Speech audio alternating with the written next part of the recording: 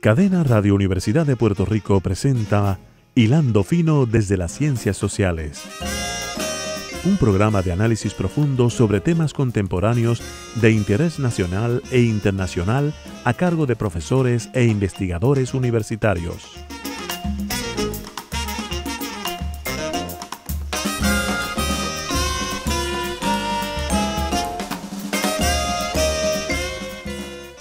Muy buenas tardes, amigas y amigos de Radio Universidad de Puerto Rico. Aquí, como todos los martes, les habla el profesor Javier Colón Morera en este espacio Hilando Fino desde las Ciencias Sociales, que como ustedes saben traen cada semana temas de interés y tratamos lo más que se pueda de traer expertos en distintas áreas del saber.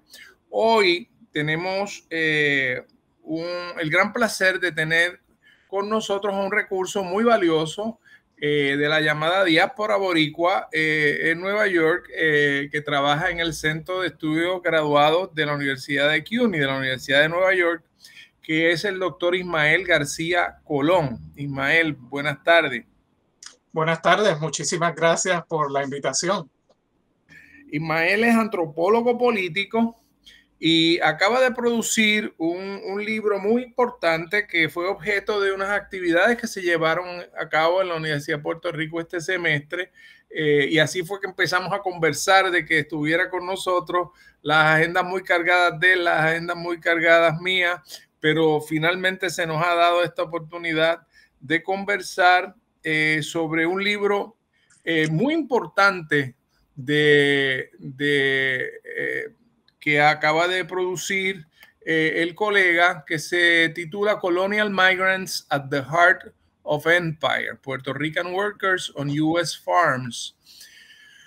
O sea, migrantes coloniales en el corazón del imperio, trabajadores puertorriqueños en las fincas de Estados Unidos. El libro lo produce University of California Press y entiendo que está disponible, Ismael, en las librerías en Puerto Rico. Vamos a hablar un poco, antes de hablar del libro, Ismael, vamos a hablar un poco de cómo es que tú llegas a este campo de la antropología política. Entiendo que tú eres producto UPR, ¿verdad? Sí, orgullosamente. Muy bien, muy bien. Fui estudiante de varios profesores en la Universidad de Puerto Rico. Ahí es que me formo como antropólogo. Más que yo diría que en la escuela graduada, en mi bachillerato tuve la oportunidad de realizar trabajo de campo para todos mis cursos, con una combinación de historia, de antropología, de sociología, y pues ese trasfondo es lo que me ha llevado a seguir con estos tipos de estudios. ¿Recuerdas algunos de tus mentores de la universidad de esa época? Sí, claro. Carlos Buitrago fue el principal, que estaba encargado de enseñarnos la teoría y los métodos, pero también... Ese nombre no puede faltar, ¿verdad? Sí, no, es muy clave para la antropología puertorriqueña. Y Jaime Pérez, Carmen Angélica Pérez, Carlos Ramos Bellido, Rafael Ramírez, fueron algunos de mis profesores. Y luego entonces de hacer tu bachillerato, ¿dónde prosigues tus estudios? Fui a la Universidad de Connecticut, donde tenían un programa de estudios agrarios. Terminé haciendo mi investigación bajo la supervisión de Samuel Martínez, que fue discípulo de Sidney Mintz. Okay. Entonces ahí está la conexión también de UConn con Puerto Rico. Ok, perfecto.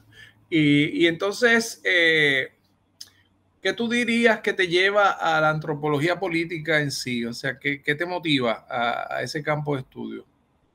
Bueno, para mí, o sea, los procesos históricos, pero vinculados a las cuestiones de poder, son claves para entender cómo se forman los sujetos, en este caso nosotros como puertorriqueños y la clase trabajadora puertorriqueña.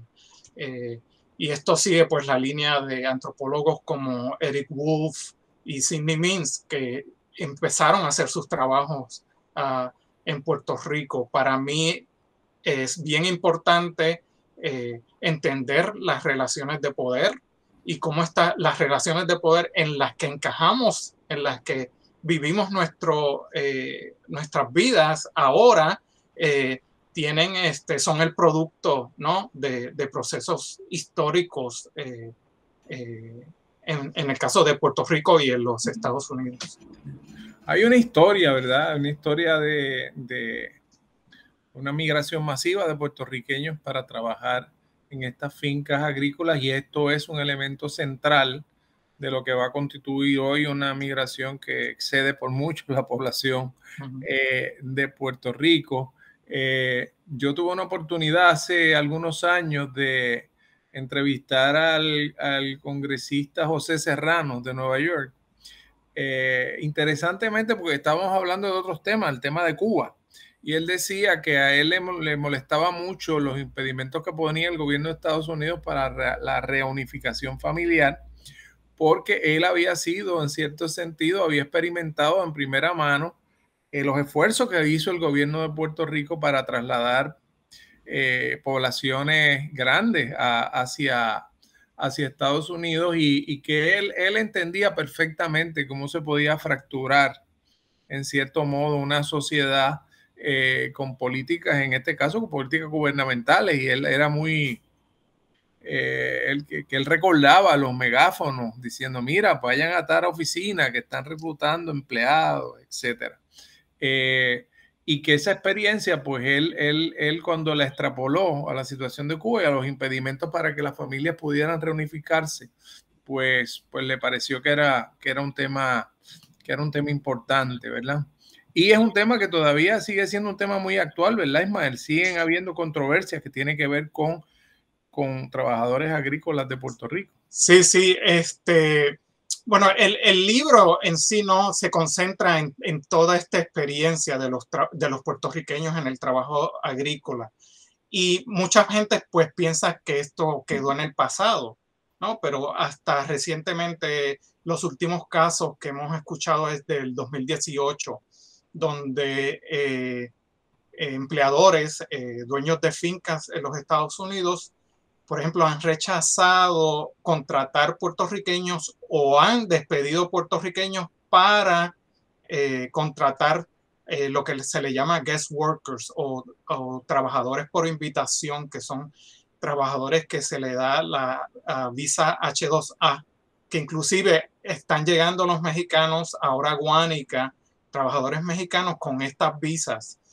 Pero hay también puertorriqueños migrando de Puerto Rico en todas las temporadas de cosecha al trabajo agrícola en los Estados Unidos, y pues en algunos casos se le desplaza porque se prefiere trabajadores que se puedan deportar, o sea, que sean mano de obra barata, y eso significa que no puedan protestar por sus derechos y a cualquier intento de protesta puedan ser deportados. O sea, entonces, por eso los empleadores en los Estados Unidos, algunos, no todos, ¿no?, prefieren estos trabajadores sobre los puertorriqueños. Y entonces eso llevó a una reclamación, ¿verdad? Sí, Latino Justice tiene un caso en las cortes reclamando pues la discriminación en contra de estos trabajadores puertorriqueños en Michigan y en Nueva York. Tú documentas en el libro que el interés y la promoción de esta idea de que los puertorriqueños fueran a trabajar a las fincas en Estados Unidos, si uno va al inicio, casi tendría que ir hasta el primer gobernador civil, Allen, y cómo se expresó sobre eso. También hace referencia más adelante a Tocqueville como alguien que también hizo gestiones. Háblanos un poco de cómo es que se gesta esta estrategia de llevar puertorriqueños y cómo es que se va cambiando el panorama, porque en un primer periodo son nacionales, o sea, no son ciudadanos de Estados Unidos propiamente, a menos que se hubieran naturalizado en unos pequeños procesos, pero que eran la excepción. Entonces no es hasta el 17 que entonces se va a extender una naturalización colectiva. Háblanos un poco de esa historia. Pues desde que invaden a Puerto Rico los norteamericanos, pues hay estas discusiones de qué vamos a hacer con esta gente que ahora son nuestros sujetos coloniales, ¿no? Están debajo de nuestra tutela, como le llamaban ellos. Y hay un miedo en los Estados Unidos que esta gente se incorporen al mercado del trabajo porque no son blancos, ¿no? Dicen, pues, los puertorriqueños son de sangre africana, eso es un problema racial para nosotros. Los filipinos, que también se convirtieron en parte de colonia de los Estados Unidos, pues también había este miedo de que emigraran a los Estados Unidos. Pero ahí nunca se extendió la ciudadanía, en el caso de Filipinas. No, pero también fueron nacionales mientras los puertorriqueños fueron nacionales. Y el estatus nacional pues permitía, ¿no?, que los puertorriqueños migraran a ciertas partes de los Estados Unidos. Eso es un concepto, Ismael, que hemos utilizado en otros programas, pero a mí siempre me gusta, por si acaso hay alguien que se sintonizó ahora que por primera vez está viendo sobre estos temas. El nacional es una persona que le debe lealtad al gobierno de Estados Unidos porque nació en un territorio norteamericano, pero no es ciudadano.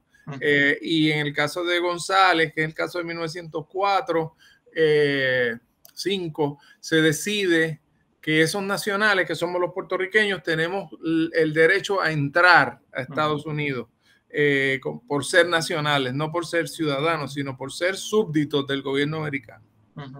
Entonces, ese estatus, ¿no?, que prácticamente se define con este caso de Isabel González, pues permite que se movilicen a los puertorriqueños y que se contraten en los Estados Unidos. Pero inicialmente esa migración en realidad va a los territorios que los Estados Unidos controlaba, que era Hawái y en el caso de Cuba a principios del siglo XX.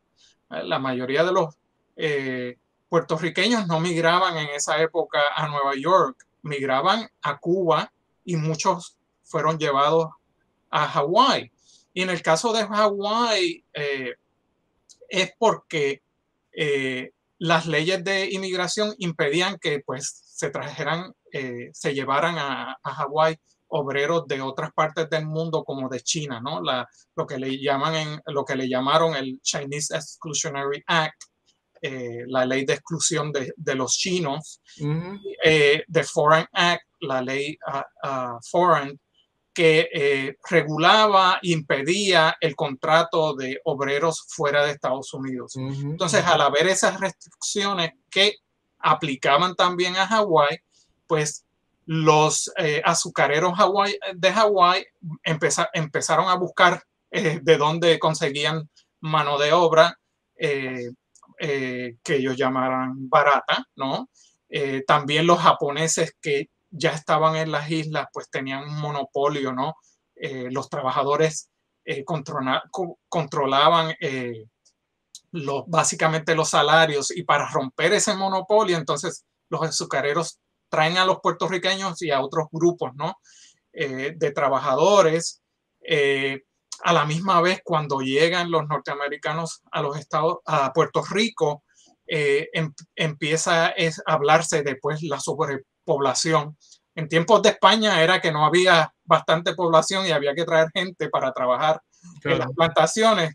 Tan pronto llega a los Estados Unidos, pues hay mucha pobreza, hay mucha gente, hay sobrepoblación, siguiendo estas ideas malthusianas, ¿no?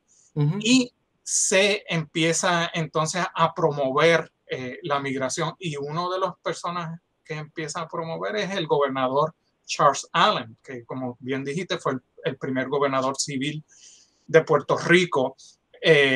Y pues ahí empieza esta historia, ¿no?, de la migración bajo contrato al trabajo agrícola en los territorios de los Estados Unidos. Okay. ¿Y cuándo es que entonces empieza a modificarse eso y empieza a pensarse que la mano de obra puertorriqueña sí puede ser un recurso útil en las fincas dentro de Estados Unidos, ya más cerca del este de Estados Unidos?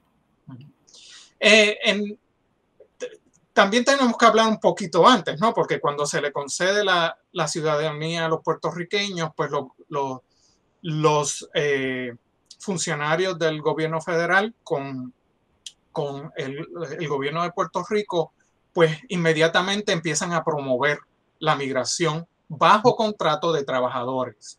Muchos en esa época era la Primera Guerra Mundial. Interesantemente, pues, perdona que te interrumpa, Ismael, interesantemente está muy claro que era uno de los objetivos de la naturalización colectiva, que era el asunto de permitir que una mano de obra, o facilitar, vamos a decir, que esa mano de obra pudiera llegar a Estados Unidos. No, siempre ha habido este debate de cuál es, ¿verdad?, la razón principal para la otorgación de la ciudadanía. Yo me imagino que mientras seamos colonia de Estados Unidos, pero no hay duda de que ese era uno de los factores, facilitar la llegada de nuevos trabajadores.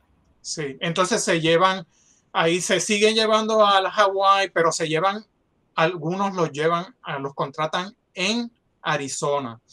¿Y qué pasa? Le habían ofrecido villas y castillos, y cuando llegan allá esos trabajadores se dan cuenta que el trabajo no era lo que le habían prometido, los salarios no eran, llegan a recoger algodón en Arizona. Entonces se empiezan a ir de esas plantaciones de algodón, escapando las condiciones de trabajo. Entonces se crea esta mala fama del puertorriqueño, pues que no es buen trabajador en California y por muchos empleadores en la industria agrícola del sureste de los Estados Unidos. Y pues al ser los puertorriqueños ciudadanos ya se pueden mover más libremente dentro de los Estados Unidos. Entonces hay todo este miedo, llega la depresión, la Gran Depresión, y se para el reclutamiento de los trabajadores agrícolas. Pero luego, durante la Segunda Guerra Mundial, hay mucho desempleo en Puerto Rico y el gobernador G. Togwell pues empieza a promover que se contraten a los puertorriqueños, como se estaban contratando también de trabajadores del Caribe inglés, ¿no? Okay. De Jamaica, de Bahamas, de las otras islas, se están llevando en esa época a trabajar en la industria agrícola a la misma vez que se están llevando que están llegando los obreros mexicanos que se están contratando, ¿no? El gobierno federal hace un acuerdo con el gobierno de México para contratar braceros mexicanos. Entonces Togwell está viendo esto, también otra gente en Puerto Rico, otros funcionarios intelectuales, entonces están promoviendo esta idea, ¿no?, de que también los puertorriqueños somos ciudadanos americanos, los tienen que considerar para darle trabajo en esta industria. Y se llevan muy pocos a trabajar, la mayoría se llevan a trabajar en ferrocarriles, a industrias militares. ¿Ferrocarriles dónde? ¿En qué en el medio oeste y en el este de los Estados Unidos. El gobierno de Puerto Rico también se llevan algunos al sur, pero más fue al este de los Estados Unidos, donde el gobierno tenía más conexiones, el gobierno de Puerto Rico también. Algunos se llevan al sur de Nueva Jersey, a trabajar en la fábrica Campbell, de las sopas Campbell.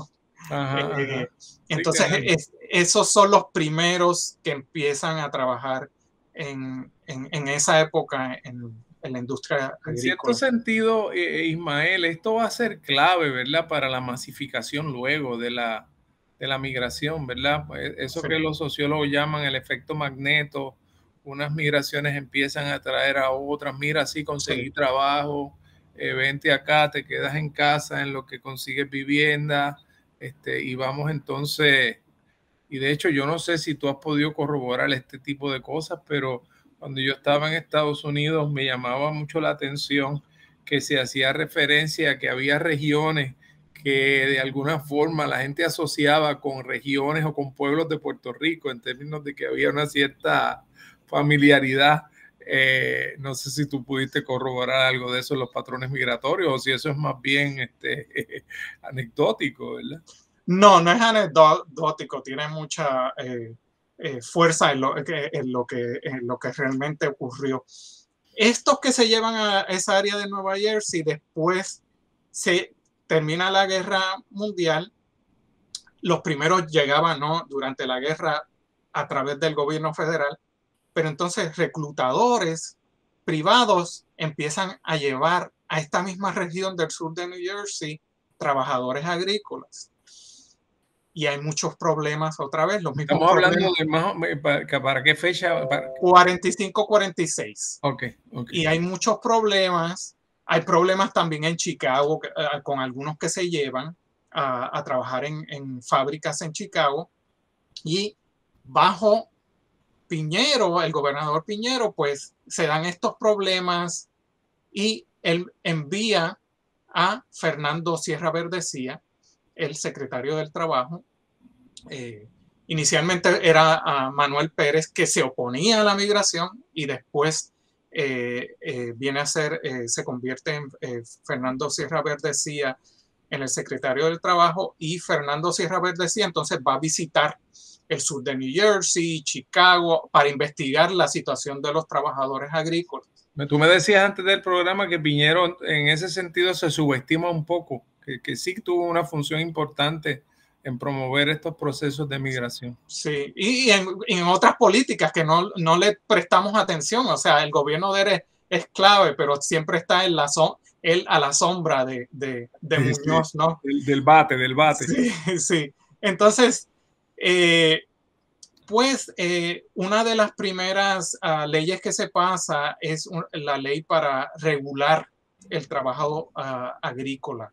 Eso fue en mayo del 1947. Y esa ley, pues, lo que hacía era que cualquier reclutador privado lo forzaba a pedir permiso al Departamento de Trabajo de Puerto Rico para poder llevar trabajadores a los Estados Unidos o a cualquier otra parte del mundo. 47 es una fecha bien importante en términos de que algunos lo ven como el momento, el tipping point, en donde se abraza el tema de Operación Manos a la Obra con mucha fuerza. Y obviamente políticamente es un año terrible también. Regresa al Bisucampo, se aprueba la ley de la mordaza en el 48. Son tiempos bien difíciles y de mucho cambio, de mucha modernización, pero de mucho desplazamiento poblacional, de mucho desplazamiento político, de mucha confrontación. Entonces, para eso fue como en mayo que se aprueba esta ley. Fernando Sierra Verdecía visita varios lugares en los Estados Unidos. Se negocia un acuerdo con algunos reclutadores para ese verano. Esos son los primeros que se llevan bajo contrato supervisado por el gobierno de Puerto Rico.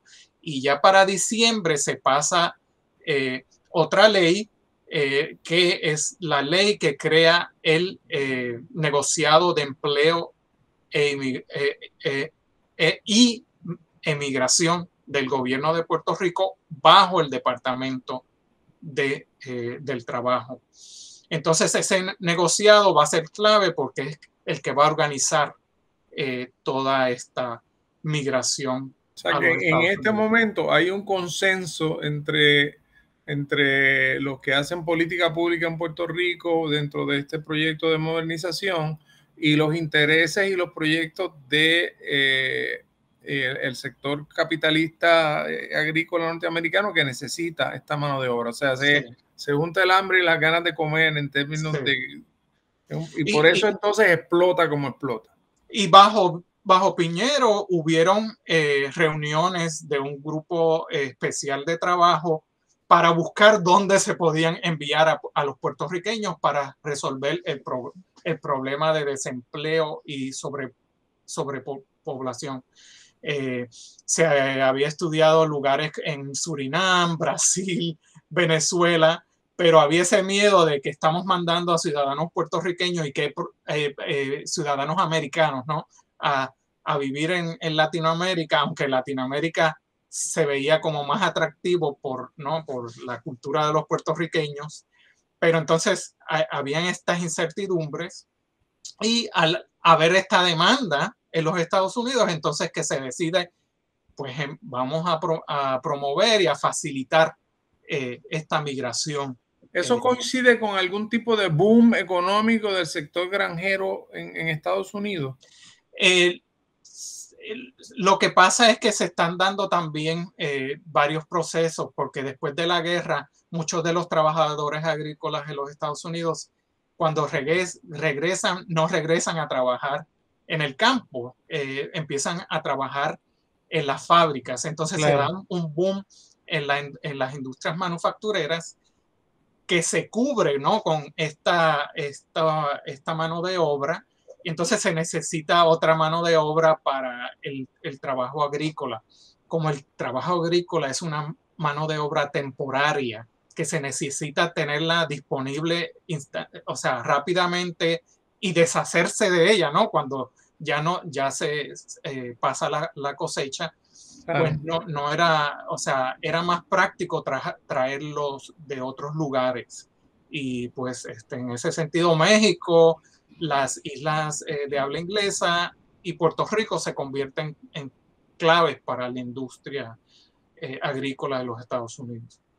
Entonces, me parece a mí que un tema importantísimo de tu investigación, que podemos empezar a examinarlo en la segunda parte del programa, es el tema de cómo la percepción que va a haber de los puertorriqueños como migrantes siendo ciudadanos, cuando tradicionalmente esa es una función que la han desempeñado extranjeros, y entonces cómo eso afecta la forma en que se ve a los propios puertorriqueños y cómo entonces se van a hacer distinciones entre, sobre todo, los braceros mexicanos, que son los que más se reclutan, vis a vis el reclutamiento de los puertorriqueños.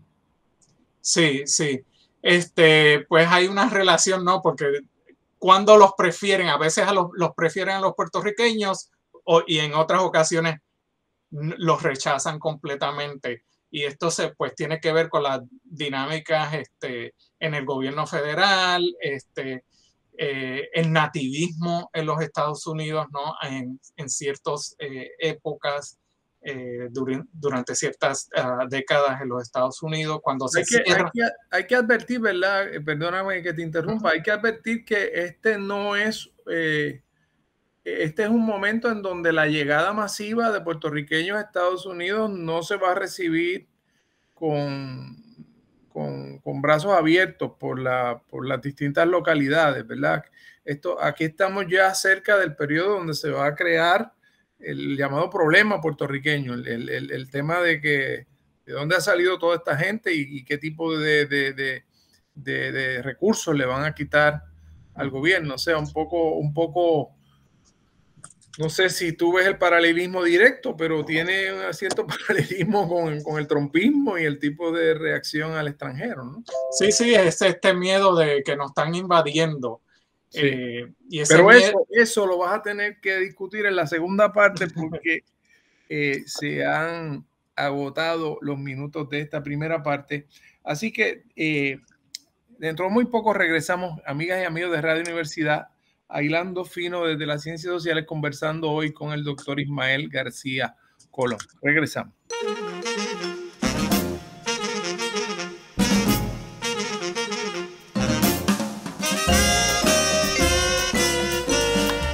Regresamos, amigos, a Hilando Fino desde las Ciencias Sociales. Estamos hablando, tenemos el privilegio hoy de tener una conversación con el doctor Ismael García Colón, antropólogo político.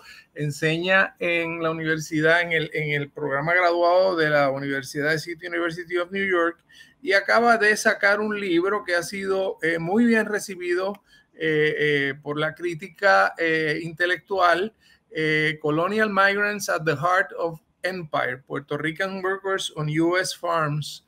Es un libro que publica la University of California Press. Se publicó ya hace menos de un año. Y el profesor García Colón estuvo con nosotros este semestre en la universidad. Estuvimos jugando al gato y al ratón y finalmente, al final de este semestre, lo hemos podido conseguir para hablar de estos temas. Estábamos, Ismael, conversando sobre los comienzos, ¿verdad? Lo que podríamos llamar los comienzos de esa primera gran migración a Estados Unidos por parte de puertorriqueños para trabajar en las fincas agrícolas. Sí, sí.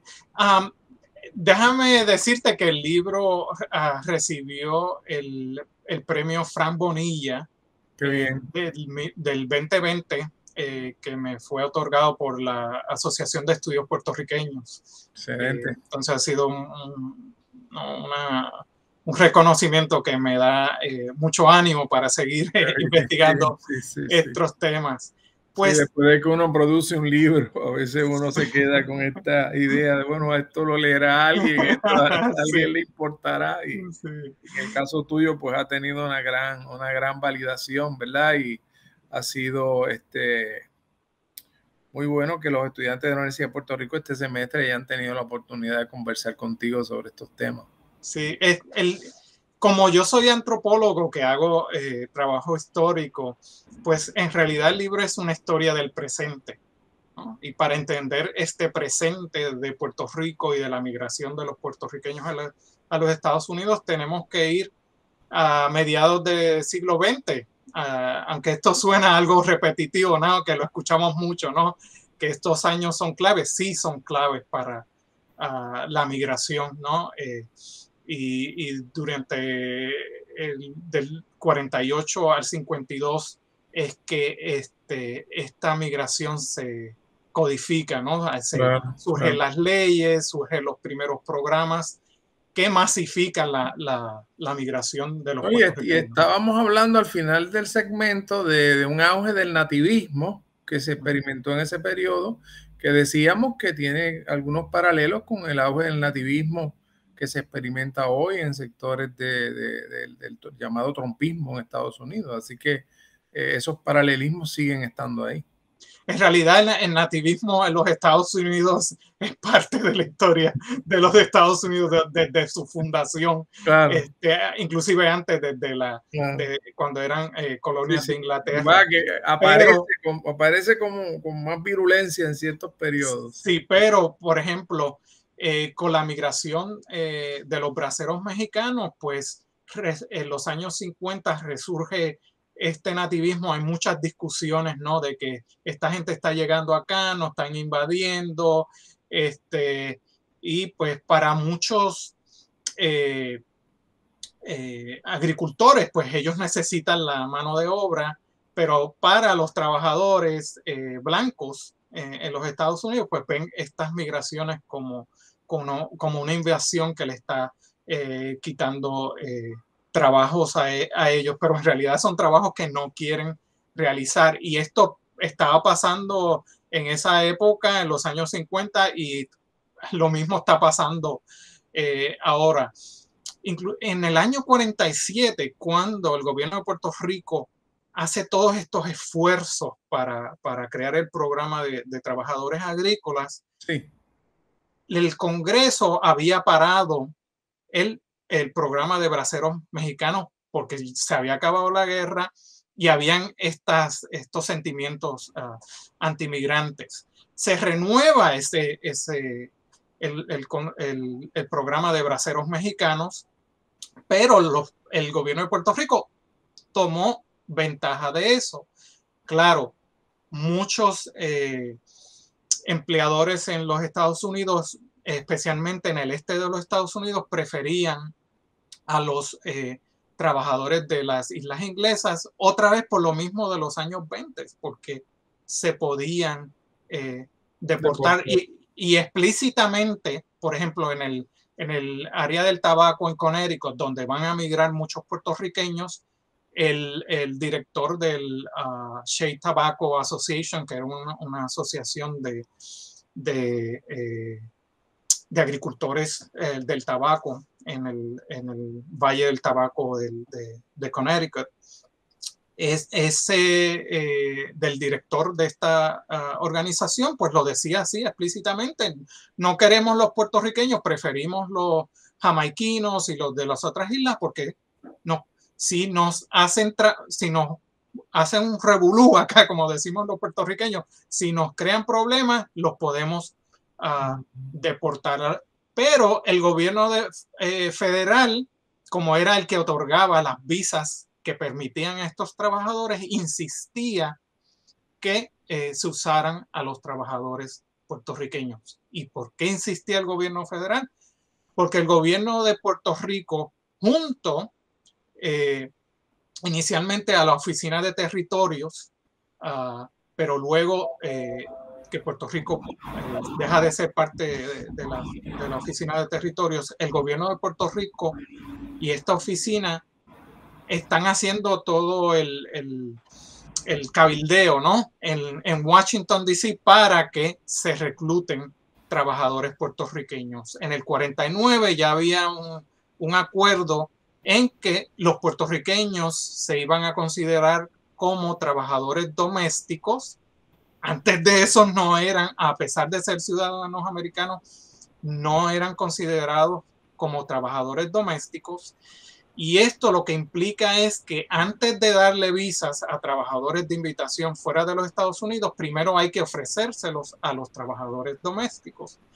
Y las órdenes de reclutamiento entonces se envían a Puerto Rico como a otro estado de los Estados Unidos. Y eso cambia el juego, ¿no? Y a muchos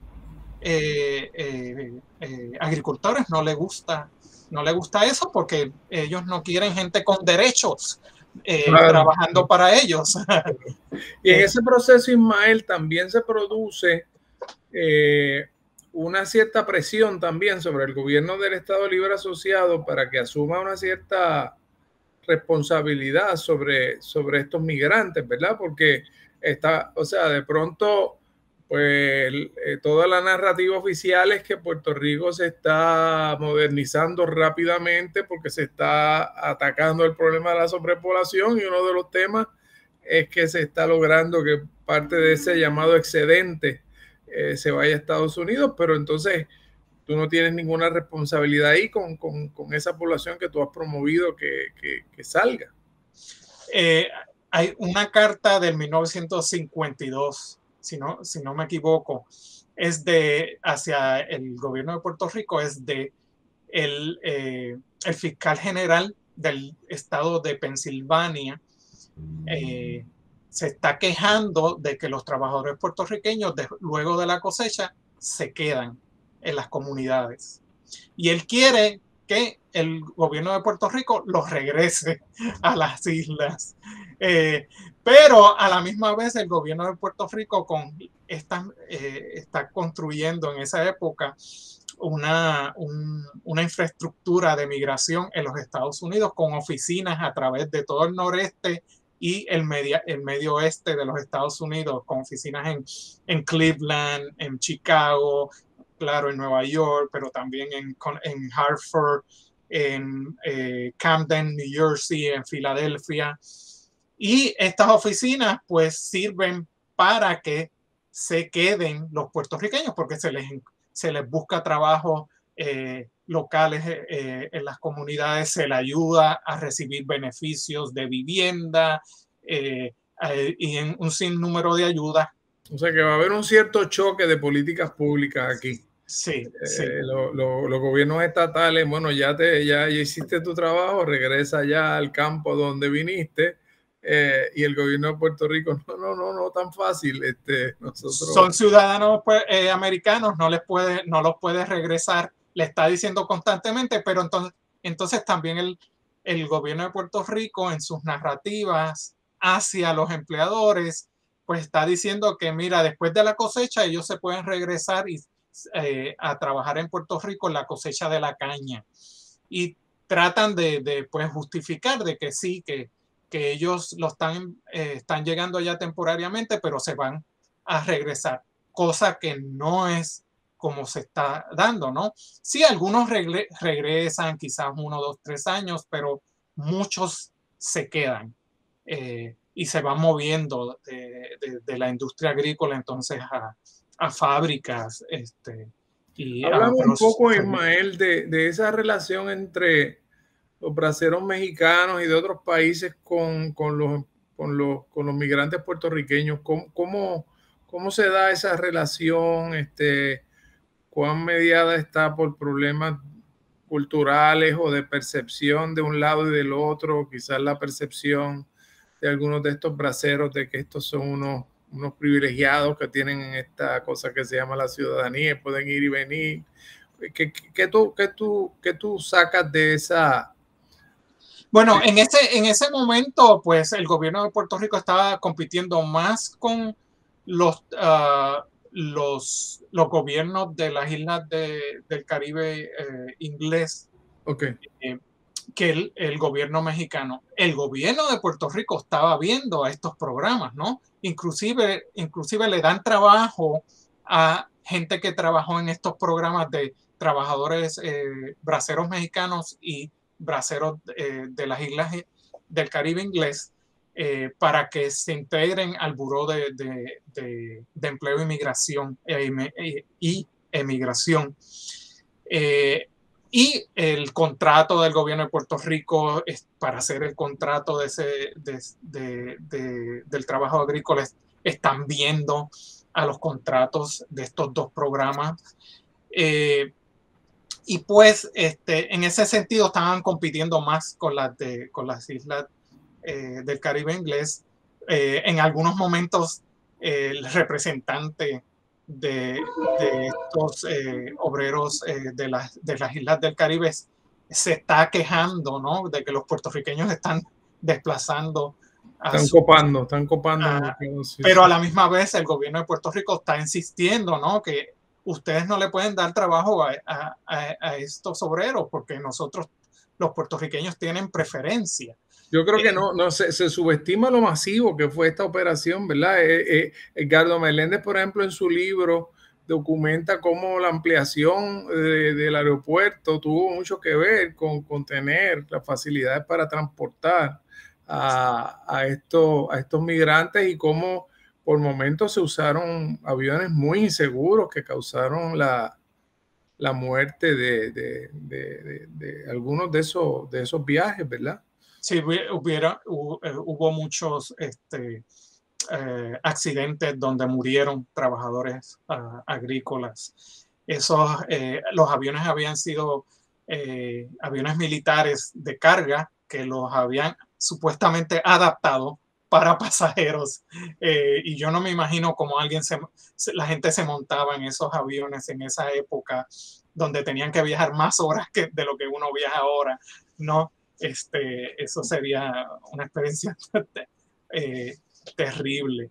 Pero volviendo al tema de esta relación de los trabajadores puertorriqueños con otros trabajadores, en el año 65 se elimina el programa de trabajadores braceros.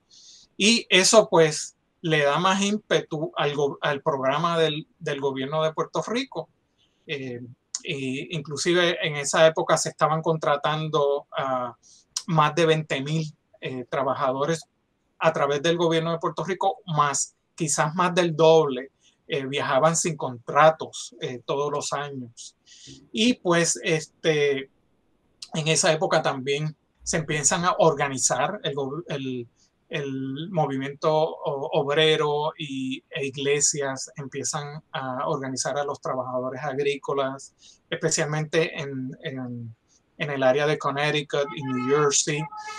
Se crea la Asociación de Trabajadores Agrícolas, pero eso te crea un pánico para los agricultores. Ellos no quieren una fuerza de mano unionizada. Y el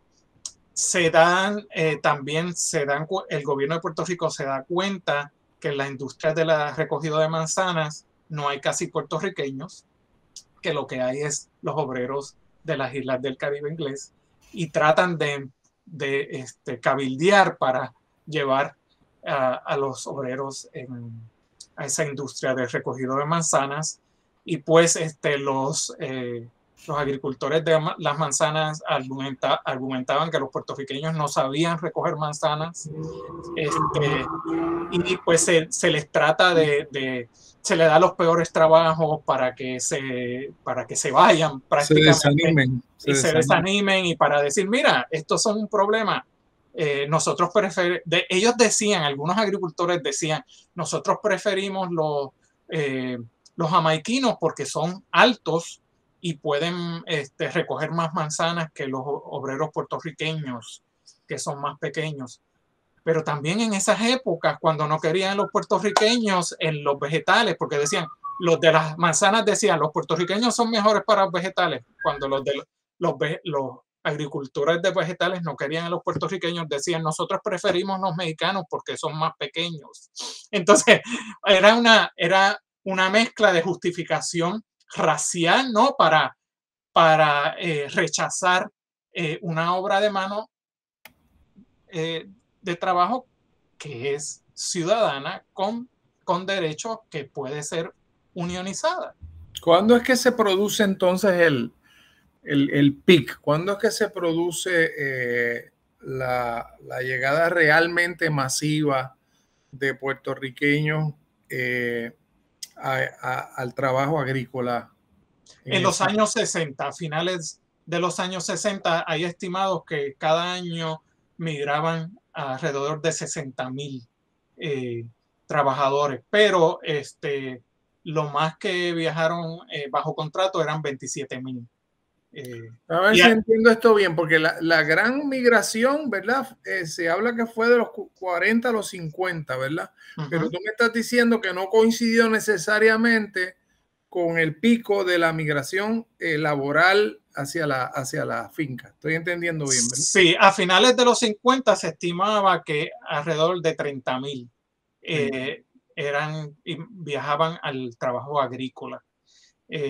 Claro, muchos de los que están viajando en los 60 están regresando más a Puerto Rico. Los de los años 50, eso es algo que es mi intuición, es que se están quedando más, ¿no? Viajan quizás 1 o 2 años y se están quedando allá. Inclusive yo llegué a entrevistar gente hace 10 años que todavía eran trabajadores agrícolas hace 10 años y habían comenzado en el 58, 57 a migrar al trabajo agrícola y se habían quedado en los años 50, años 60, pero después regresaron a Puerto Rico y siguieron con esta migración ya en los 70 hasta el siglo XXI.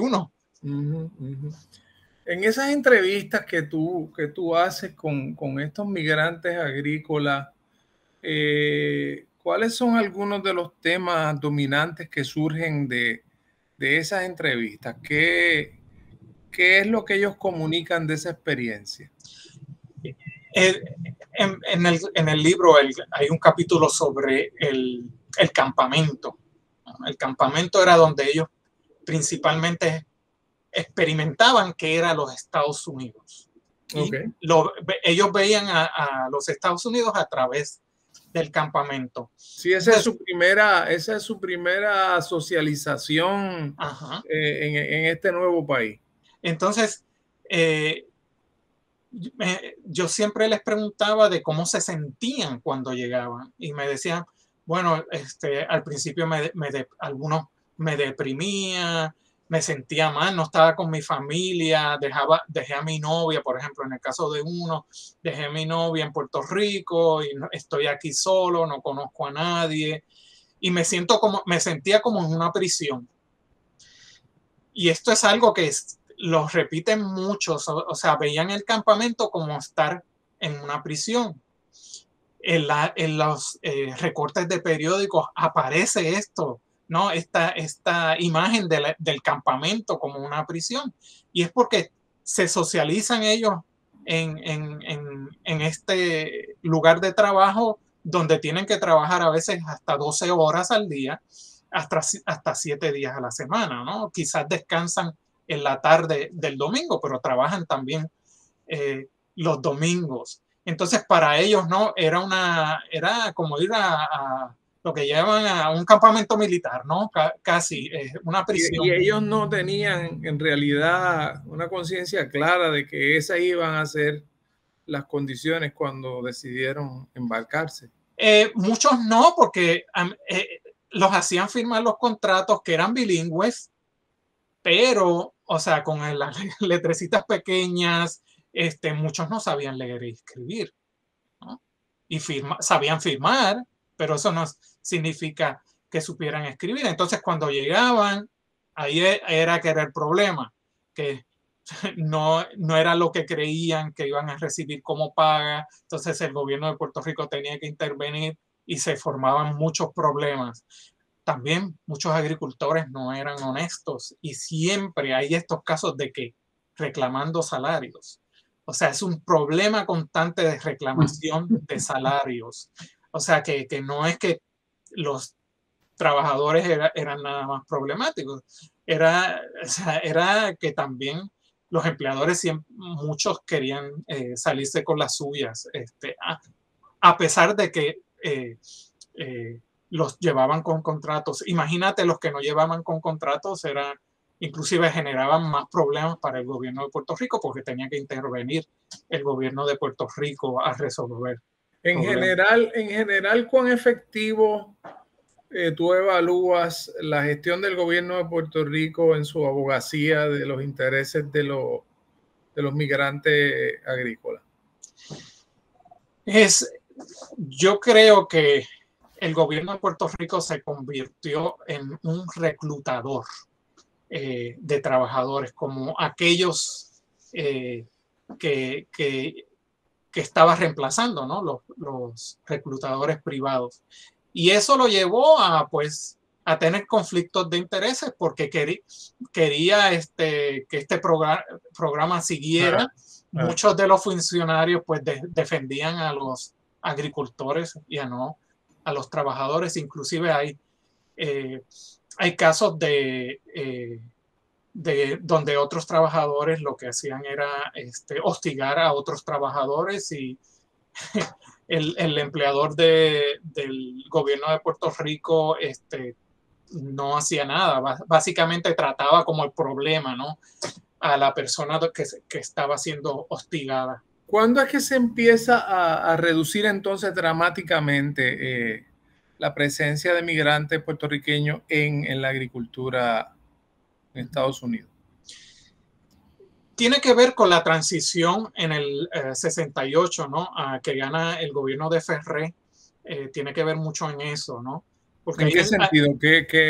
¿Cómo influye ese cambio? Porque no hay no hay una transición entre el PPD y el PNP que es efectiva, quizás, o a la misma vez algunos argumentan que el gobierno de Ferré empezó ahí a socavar y a sustituir todos los programas de nuevotratistas, ¿no? que había creado el gobierno del Partido Popular. Y lo que yo veo, pues, que hay muchos conflictos entre la Secretaría del Trabajo debajo de Ferré con los empleados de la División de Migración. Inclusive cuando llegan a Hartford en un viaje, la secretaria, pues, no había mucha coordinación y surgen problemas, ¿no? Entre los empleados. Yo creo que eso creó problemas entre los empleados acá en los Estados Unidos que coordinaban ese programa y lo que estaba sucediendo en Puerto Rico. Interesante, ¿verdad? Porque es el nacimiento del bipartidismo, que se ha caracterizado precisamente por una actitud absolutamente, no sé cuál es la palabra, ¿verdad? Pero una actitud de cada administración reinventar lo que hace la otra y creando una discontinuidad brutal en la cuestión de políticas públicas, y a veces pues se eliminan programas muy buenos, a veces muy malos, pero la lógica realmente es más bien burocrática y más bien política, no tanto de que se ha hecho una evaluación en los méritos de si estos programas sirven o no sirven al desarrollo económico, social, político.